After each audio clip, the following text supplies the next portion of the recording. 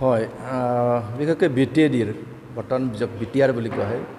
BTRৰ মূল সাংবাদিক সংগঠনটোৱে হ'ল বড়োলেণ্ড সাংবাদিক সন্থা আৰু এই বড়োলেণ্ড সাংবাদিক সন্থাৰ যি ইতিহাস সেই ইতিহাস বহুত দীঘলীয়া যে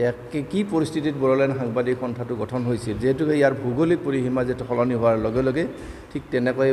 বড়োলেণ্ড সাংবাদিক সন্থা গঠন হৈছিল আৰু আজি এই বড়োলেণ্ড সাংবাদিক সন্থাৰ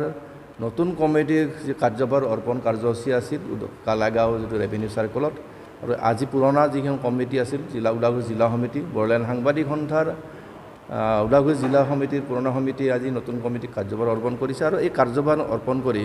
মই নিজে সভাপতি আৰু মোৰ সতীৰ্থ নাৰায়ণ ডেকাক যে সম্পাদক হিচাপে দায়িত্ব দিয়া হৈছে আশা কৰোঁ আমি ভৱিষ্যতে এই BTR এলেকাৰ বিশেষকৈ আমি যিহেতুকে ওদালগুৰি জিলা দায়িত্ব আছোঁ জিলাখনৰ আমি সকলো সাংবাদিকক লৈ এক আমব্ৰেলা সংগঠন হিচাপে গঢ়ি তোলাৰ কাৰণে চেষ্টা কৰিম আৰু সকলোকে লৈ আমি ভৱিষ্যতে এক শক্তিশালী দিশত আগবাঢ়ি যাবলৈ চেষ্টা কৰিম আমি বড়োলেণ্ড সাংবাদিক সন্থা যেহেতুকে বড়োলেণ্ড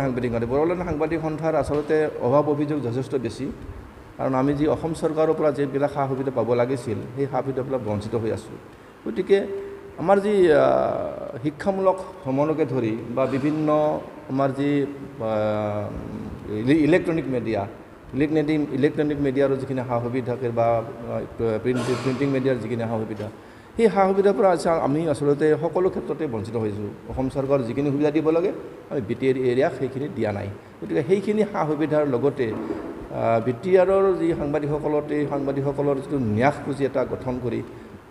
এই সাংবাদিকসকলৰ ভৱিষ্যত যাতে সুৰক্ষিত হ'ব পাৰে তাৰে পৰিকল্পনা কৰি আমি আগবাঢ়ি যাম বুলি ভাবিছোঁ